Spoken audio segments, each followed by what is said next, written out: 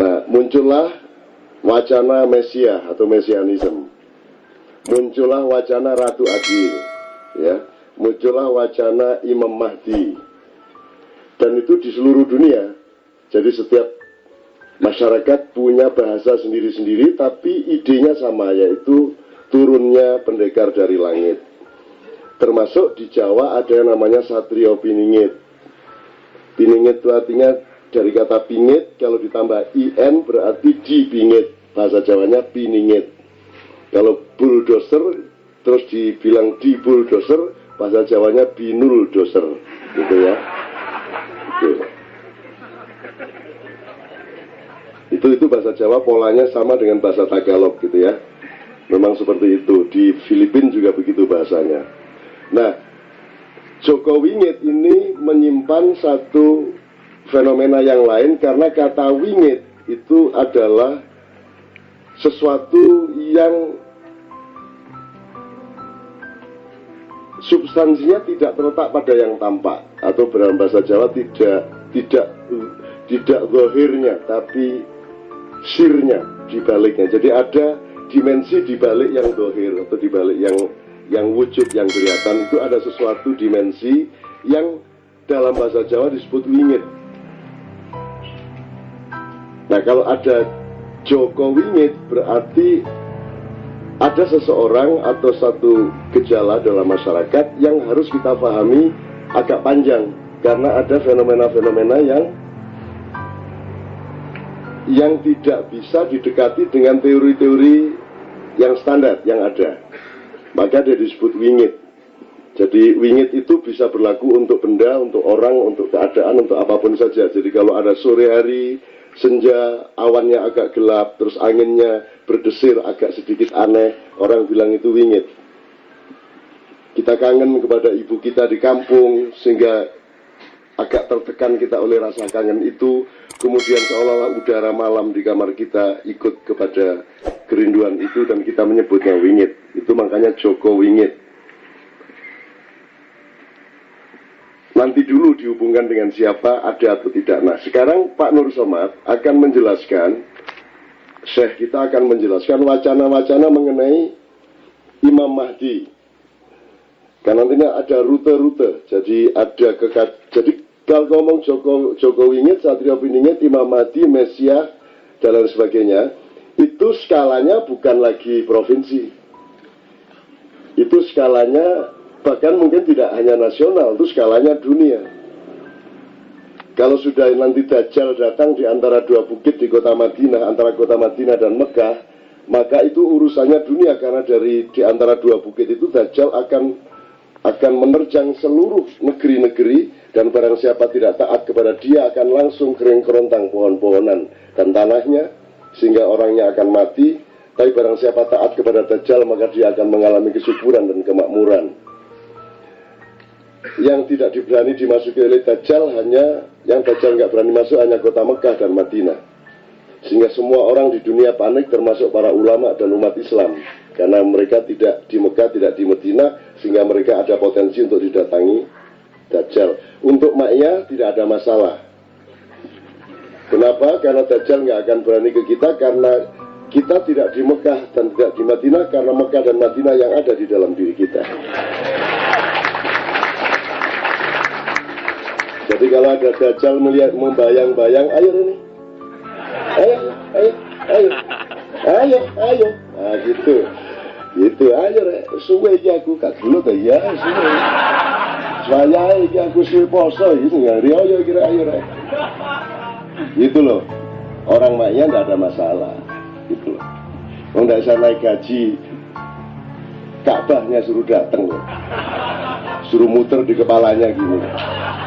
Orang ma'iyah gampang.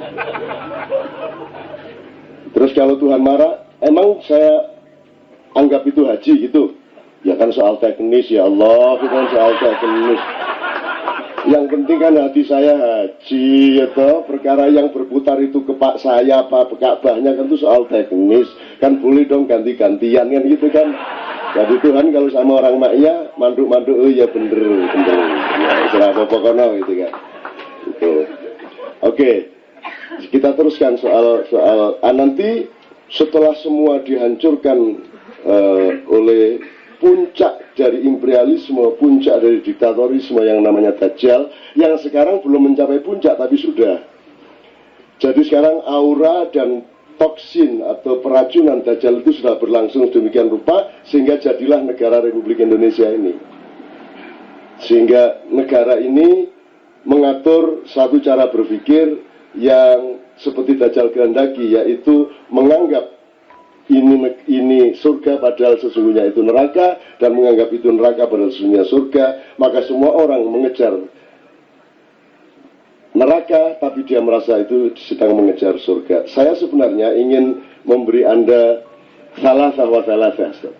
Jadi dulu Abu Bakar As-Siddiq pernah berpidato penyesalannya terhadap sikap-sikapnya kepada Sayyidina Ali. Judul pidatonya adalah salasah wa salasah, 3 dan 3. Saya tidak tahu apakah ada waktu, tapi ini sudah saya cicil di Pati, di Jombang, di Jogja, di Surabaya.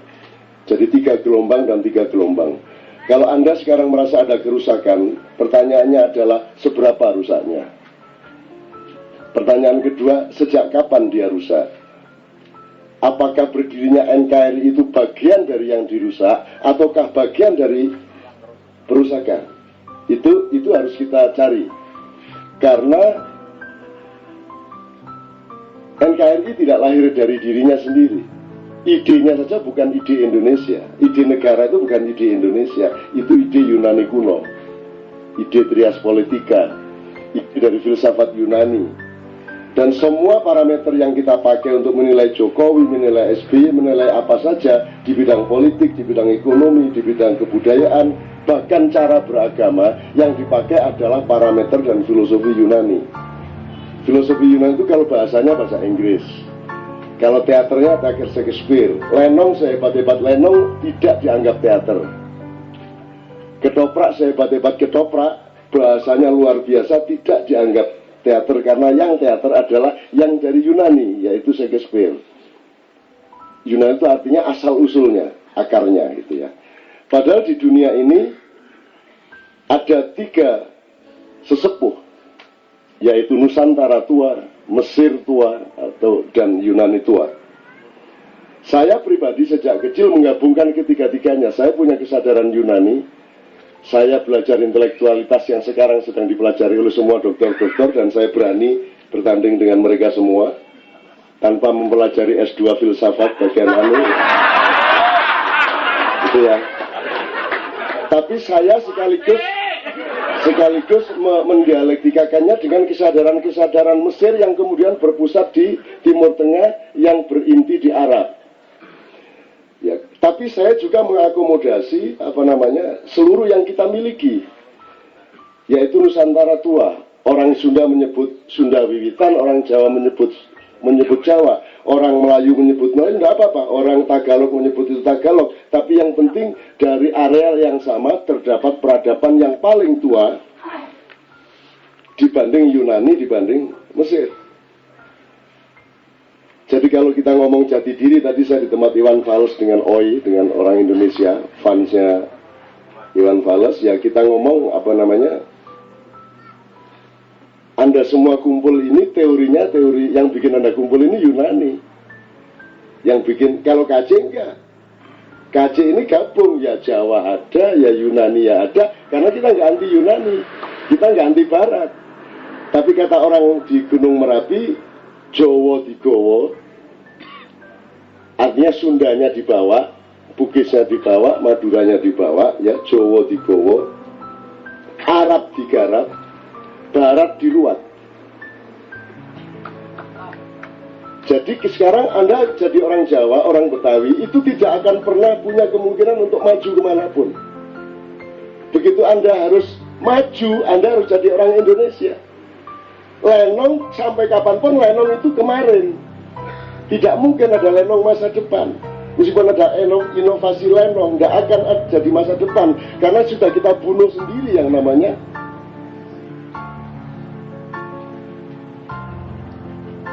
kearifan lokal kita. Sudah kita bunuh sendiri. Jadi kita harus jadi orang Indonesia kan sekarang. Kita nggak bisa jadi orang Jawa. Kalau mau maju ke depan ya harus jadi orang Indonesia. Sementara siapakah Indonesia? Indonesia sekarang adalah Yunani, politiknya ikut Eropa, ikut Amerika. Cara berpikirnya, bikin pendidikannya ikut Eropa, ikut Amerika. Tidak ikut, tidak ikut yang dua yang lain. Begitu Anda sekolah, Anda langsung jadi orang Amerika dan orang Eropa. Begitu Anda umrah, Anda langsung jadi orang Arab. Anda tidak pernah menjadi orang Bugis, Anda tidak pernah menjadi orang Jawa. Jadi tidak ada kemungkinan bagi aslinya orang-orang yang di Indonesia ini untuk mengembangkan dirinya. Karena begitu orang Jawa harus menjadi modern, dia harus meninggalkan Jawanya dan menjadi Indonesia. Betul nggak? Sementara Indonesia itu apa? Indonesia itu semua cangkokan dari Yunani. Nah, saya nggak pernah mau dari kecil. Nggak mau saya. Mau sekolah aku. Mau sampean Yunani ya setengah-setengah, gitu. Gitu loh. Engko tak tantang matematika ya sampean gak iso, aku ya gak iso ngono aku. Gitu. Oke, saya nggak akan perpanjang. Ini yang saya sebut tadi ada 3 gelombang dan 3 gelombang, tapi saya akan tunda ini ngomongnya. Saya akan langsung shortcut ke Imam Mahdi tadi, teman-teman sekalian. Terserahlah itu asal-usul kerusakan itu dari Yunani, apa dari Jawa, apa Sunda, apa dari Mesir, dari Arab, dari manapun terserah. Nanti dulu, nanti kita akan pelajari secara khusus. Tapi yang penting, begitu kerusakan tidak bisa diatasi bersama oleh masyarakat, maka mereka sadar tidak sadar memunculkan fenomena Imam Mahdi, Joko Wingit, dan seterusnya. Nanti kalau dalam wacana tasawuf Islam, Dajjal tadi akhirnya ditandingi oleh turunnya pendekar dari langit, yaitu Imam Mahdi. Jadi tidak di DKI Jakarta, gitu ya, tapi di dalam skala internasional, skala dunia. Nanti saya akan kasih tahu kan bahwa kalau Jokowi itu seorang satria piningit, saya luar biasa senang. Jangan dipikir saya tidak suka. Saya sangat senang, sangat bersyukur, nanti akan saya tunjukkan kenapa. Dan saya berharap Jokowi benar-benar adalah seorang satria piningit. Ayo dia panwe. Lesu kowe. Tapi nanti dulu, itu saya omongkan nanti dulu. Anda paham dulu apa itu satria piningit. Jadi nanti Imam Mahdi menandingi Dajjal, tapi dia seimbang. Seperti Barcelona lawan Real Madrid, kadang menang kadang kalah, tapi seimbang. Sampai nanti datang yang namanya Isa alaihissalam al-Masih. Dia yang bisa mengalahkan Dajjal, tapi setelah itu ada bencana lebih besar lagi yang skalanya jagat raya, tidak hanya bumi. Tolong Anda setiap kali melihat apa-apa, Anda ingat dong perspektif sejarahnya. Kamu itu jangan hidup hanya sehari 2 hari, jangan sepenggal 2 penggal. Kamu pikir Indonesia itu apa? Kamu pikir Islam itu apa? Mbok mikirnya agak panjang. Dari Nabi Adam sampai sekarang itu cuma 7.000 tahun loh. Sedangkan fosil manusia purba di Mojokerto, di Sragen itu jutaan tahun. Itu air Zam-Zam masih akan memancar sampai 2,5 miliar tahun. Jadi tidak ada masalah di Mekah sana. Dan jarak antara Big Bang menjadi terbentuknya planet-planet itu juga miliaran tahun, tidak karu-karuan. Nanti ketika bumi mulai menjadi teduh, menjadi tidak terlalu panas, mulai dikasih air sama Tuhan, mulai dikasih tumbuh-tumbuhan, kemudian dikasih binatang, kemudian dikasih evolusi bermacam-macam, itu jaraknya kan luar biasa jauh. Dan idola kita yang namanya Muhammad SAW itu bukan hidup 63 tahun di Mekah, itu kan casting dia pas di situ. Muhammad itu sudah hidup sejak sebelum ada Big Bang. Dia adalah Nur Muhammad, dan karena Allah sangat cinta kepada ciptaannya yang pertama ini, maka Allah kemudian, wah kalau gitu tak bikin alam semesta ini, kayaknya asik ini. Terus dia bikin jagat raya, gara-gara dia bikin Muhammad. Jadi Muhammad yang Anda kenal, yang diomongin ulama, itu Muhammad ketika main drama di Mekah. Dan itu cuma 63 tahun. Itu pun sholatnya hanya 10 tahun. Selama dari kecil sampai umur 53, Muhammad tidak pernah sholat. Dia bertapa, karena dia aslinya orang ini. Jadi ke gunung. Karena anak turun Pak, ibu buyutnya itu blasteran gitu dulu. Jadi, oke, enggak akan saya perpanjang. Tapi Perintah sholat itu waktu Isra Mi'raj beliau insya Allah berumur 53 tahun. Jadi beliau mulai sholat itu umur 53 tahun. Jadi dihitung sampai meninggal umur 63, beliau sholat itu hanya 10 tahun. Jadi Anda yang umurnya masih 30 tahun masih punya jatah 23 tahun untuk tidak sholat.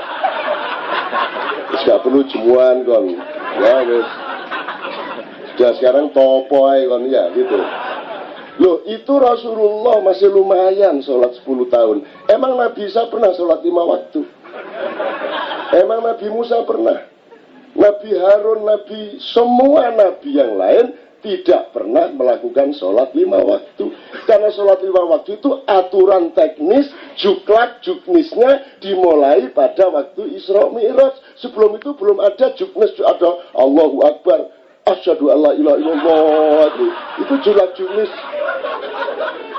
Sampai ada aliran gini, ada yang gini, ada yang ono sing ngene, ono sing ngene, ono sing ngene. Ono sing kalau sudah diem gini begitu Allah gini terus gini, Allahnya lewat gini lagi. Ya, terus gini. Saya setuju yang tidak pakai begini. Yang tidak pakai ngiting. Masalahnya tidak punya 3G. Anda tidak pernah memikirkan orang yang tidak punya jari-jari. Saya mending mikirin orang yang tidak punya jari-jari daripada mikirin pertengkaran orang yang punya jari-jari. Pasti Allah terharu sama saya. Dia ngelihat orang yang tidak dilihat oleh orang lain kan gitu. Gitu. Jadi kalau ada ulama mengadakan sidang isbat, ya, saya akan milih, saya tidak setuju semua yang menuding. Emang boleh diganti begini? Oh dia tidak punya ini, gini. Atau ada imam baru gini, Ustaz, gimana? Lila fi Quraisyin ila fi mrihlatas sita'i wassaif. Pas tahiyat Mas. Assalamualaikum. Waduh, bingung gitu. Ada SMS ini. Ke sini Mas. Jadi diganti tangan kiri. Anak ini nyeneng naik. Malaikat guyu. Malaikat ketawa ya sekali itu dok. Digantani tangan kiwa.